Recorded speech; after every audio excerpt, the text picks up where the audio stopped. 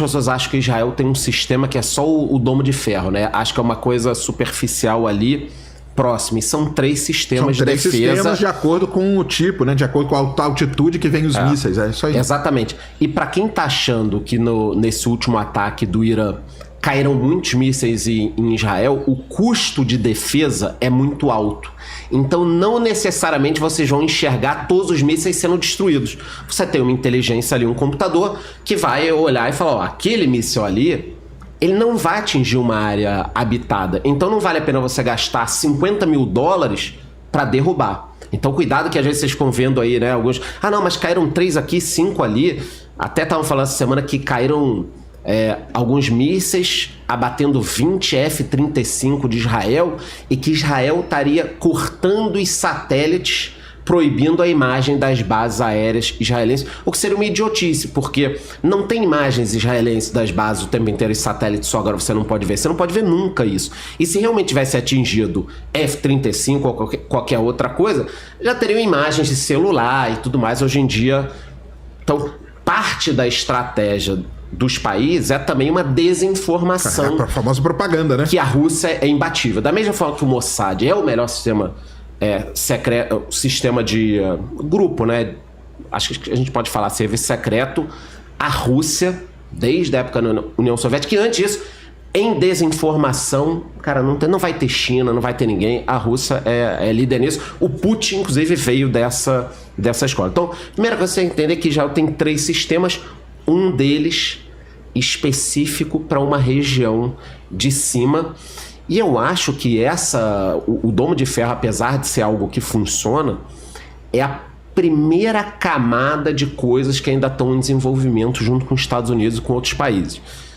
Também é importante que vocês entendam que Israel não está sozinho. Ah, não, Israel está ali com os Estados Unidos, estão querendo atacar o Irã e tal. Não, a Jordânia destruiu vários mísseis. A Arábia Saudita está ajudando em Israel em parte. O Egito, a própria Turquia também não querem um Irã nuclear. Então o primeiro ponto aqui para a gente começar a discussão é que todos esses conflitos, tem mais de 50 conflitos hoje no mundo.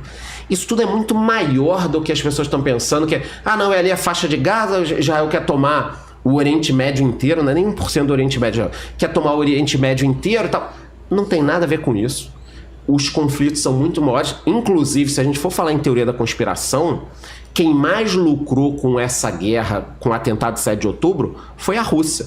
Porque estava numa complicação ali na Ucrânia, todo mundo com o holofote ali, teve o problema no Oriente Médio. Cara, ninguém tá...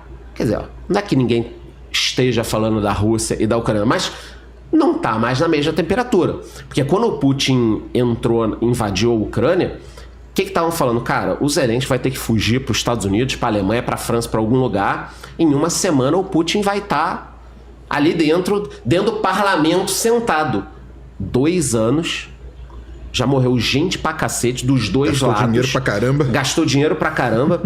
Expôs talvez um negócio seja péssimo, uma fraqueza. Por quê? Se a Rússia não consegue invadir o seu vizinho, que é muito menor e muito mais fraco, mesmo com a ajuda da OTAN, ela vai invadir quem? Ela vai lutar contra quem? Então, essa guerra também, ela gerou uma certa complicação. A exceção dos canais que são muito pró-Rússia ou financiados, ou porque a gente começa a assistir em 5 minutos, você vê que o cara tá ali sempre defendendo, mesmo que é neutro, tá olhando e falando, porra, a Rússia não tem condições de vencer a Ucrânia, porque os outros países da OTAN entraram muito depois. Aquelas primeiras semanas ali, os ucranianos tiveram que se virar sozinhos, até que a coisa se debelasse. Teve até a frase do Zelensky, né? Eu não quero um avião, eu quero armas. Porque queriam tirar ele de lá, deixar ele seguro e tal. Na verdade, todo mundo pensou que a Rússia ia chegar ali em 1 mês, menos até, ia acabar com tudo, ia tomar igual o Charles falou, o cara ia sentar ali, pronto, mas não foi assim, né? Eles pegaram uma resistência muito grande. E aí fica sempre aquela questão que fica pairando no ar, que é a questão nuclear, né? Assim, se a Rússia quisesse, ela destruiria a Ucrânia rapidinho? Destruiria. Só que qual seria a consequência disso? Qual seria a consequência? A consequência disso seria um negócio terrível, mas...